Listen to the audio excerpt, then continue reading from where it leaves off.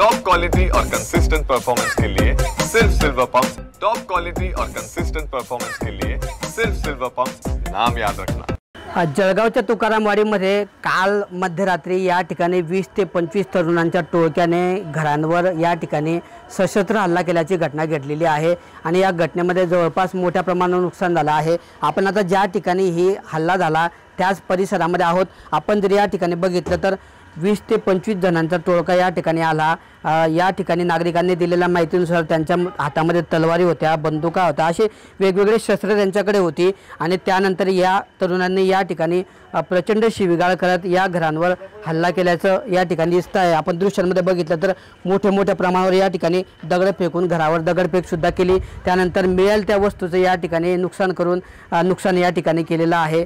काहीतरी वैयक्तिक वादातून या घटना घडल्याचं सांगितलं जात आहे। मात्र या ठिकाणीचे जे नागरिक आहेत ते प्रचंड भयभीत झालेले आहेत आणि त्यामुळे मध्यरात्रीपासून हे नागरिक या ठिकाणी झोपलेले नाही। जवळपास याच परिसरामध्ये अशाच पद्धतीने 3 जणांवर हल्ला झाला, असं मोठं नुकसान झालेलं आहे। आपल्यासोबत या ठिकाणचे नागरिक आहेत, आपण त्यांच्याशी बोलणार आहोत।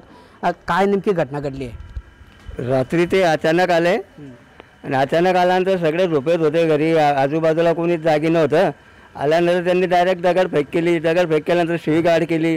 शिवीगाळ केल्यानंतर तुमच्या मुलांना मी मारून टाकू, झोडून टाकू, तोडून टाकू, असे विचित्र विचित्र शब्द वापरत होते। मोटारसायकल तोडफोड केली, पाण्याच्या टाक्या होत्या त्या पण तोडफोड केल्या, ती काही दगडफेक केली, दरवाजा फोडून टाकला, दरवाजा तुटला आहे, असे विचित्र काम त्यांनी केली। 20-25 जण होते, सर्व नशेमध्ये होते, त्यांचे आता सर्व शस्त्र होते।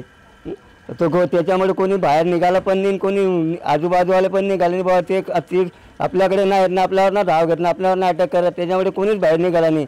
आजूबाजूच्या बिल्डिंगवर कोणी होतं ते म्हणतात बाहेर निघू नका, ते भरपूर जण आहेत, तुमच्या जीवाला धोका होईल, त्याच्यामुळे आम्ही घराच्या बाहेर निघाले नाही। आजूबाजूवाले बी घराच्या बाहेर निघाले नाही। MIDC कंप्लेंट केली आम्ही। पोलीस रात्री बी आले होते 2 वेळा। काय घडलंय ते नेमकं? त्यावेळेस जेव्हा हे तरुण आले या ठिकाणी नेमकं ते कसे होते? त्यांच्या हातात काही अवजार होते का? तुम्ही तेव्हा कुठे होते?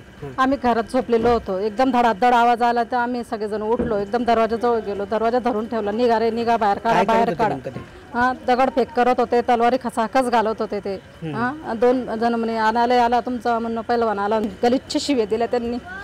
आम्ही आमचा जीव कसा आमचा वाचवला आज आम्हाला माहिती। अर्धा तास त्यांनी थैमान वाचवलं होतं। सगळ्या गाड्या घोड्या लोकांचे कुलर बिलर सगळे तोडफोड केली त्यांनी। माझ्या घरच्यांना पॅरालिसिस झालेलं आहे, त्यामुळे आम्ही आमचा जीव मुठीत कशामुळे केलं असं वाटतं त्यांनी? ते कशामुळे केलंय? हे फक्त मुलांचं याच्यामुळे राहू नको, त्याच्याजवळ राहू नको, बस आज वैयक्तिक वाद आहे त्यांचा, बस दुसरं काहीच नाही। आणि कुशाला रायफल घेऊन येत आहे, बंदूक आणताय पोरं।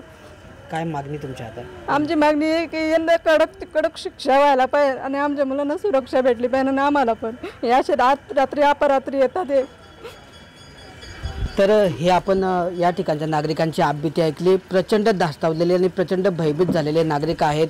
मुलांमध्ये असलेल्या अंतर्गत वादातून, किरकोळ वादातून या ठिकाणी 20 ते 25 जणांचा टोळका या ठिकाणी आला आणि त्याने या परिसरामध्ये मोठ्या प्रमाणात नुकसान करून दहशत माजवण्याचा प्रयत्न केला। त्यांच्याकडे तलवारी, बंदुका असं हत्यार होतं आणि जवळपास अर्धा तासापर्यंत हे तरुण या ठिकाणी धुडगूस घालत होते।